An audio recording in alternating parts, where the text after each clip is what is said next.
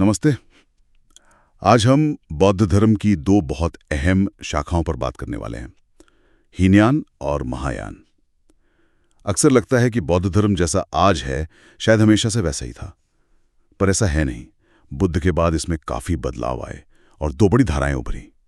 हमारे पास जो जानकारी है वो बताती है कि ये विभाजन कैसे हुआ और इन दोनों में क्या खास है। तो आज इसी की गहराई में उतरते हैं। बिल्कुल। देखिए, ये बदलाव अचानक नहीं आया। बुद्ध के महापरिनिर्वाण के आप कह सकते हैं करीब 100 साल बाद ही वैशाली में दूसरी बौद्ध संगीति हुई थी। हाँ, सुना है उसके बारे में। तो वहीं पर विचारों में मतभेद दिखने लगे थे, खासतौर पर विनय पिटक को लेकर। विनय पिटक मतलब भिक्षुओं के लिए जो नियम कायदे हैं? हाँ, वही अनुशासन के नियम। कुछ पुराने विचारों के भिक्षु थे, स्थविरवादी कहलाए। वो नियमों में कोई ढील नहीं चाहते थे, एकदम जैसा बुद्ध ने कहा वैसा ही। अच्छा। और दूसरी तरफ थे महासांघिक।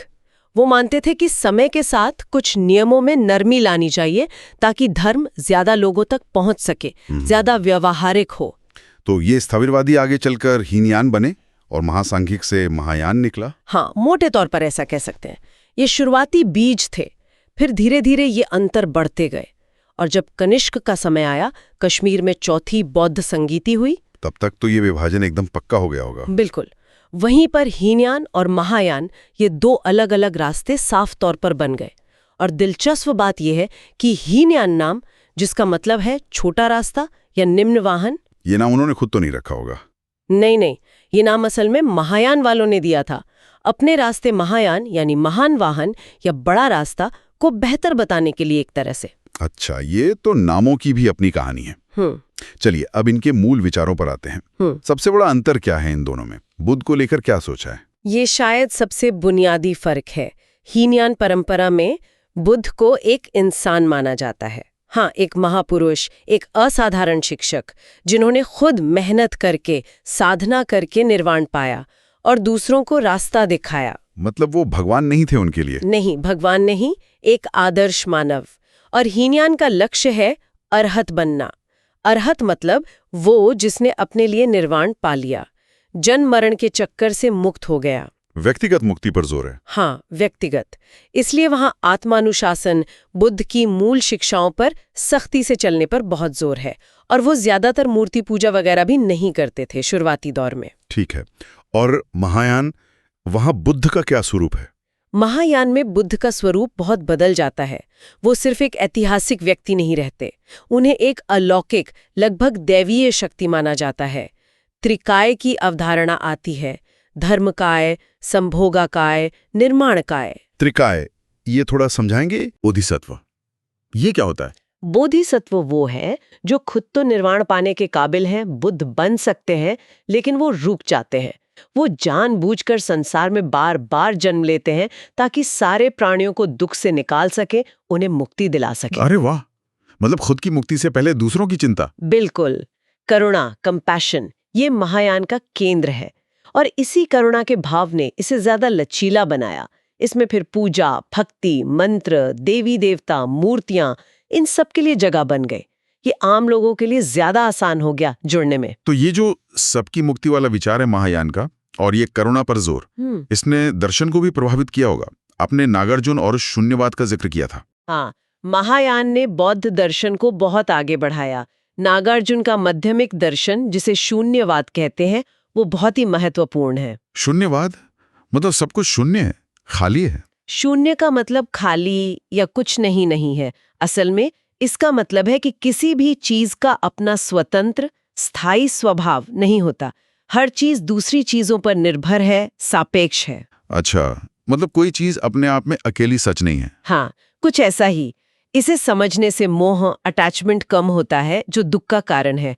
ये दुनिया को देखने का एक अलग नजरिया है, चीजों के स्वभाव शून्य होने को समझना। और दूसरा वो विज्ञानवाद, असंग और वसुबंधु का? हाँ, योगाचार या विज्ञानवाद। वो कहते हैं कि जिसे हम बाहरी दुनिया समझते हैं, वो असल में हमारे मन, हमारी चेतना का ही एक प्रोजेक्शन है। केवल चेतना ही असली है। मतलब सब कुछ मन का खेल है, एक तरह से कह सकते हैं। ये दोनों दर्शन, शून्यवाद और विज्ञानवाद, बोधिसत्व के रास्ते को समझने में मदद करते हैं। ये मैं और दूसरे के भेद को कम करते हैं, जिससे करुणा और गहरी होती है। ये तो वाकई बहुत गहरे फिलोसॉफिकल आइडियाज हैं, पर ये आम लोगों तक कैसे पहुंचे? राजाओं का क्या योगदान रहा है इसमें? राजाओं का बहुत बड़ा हाथ था।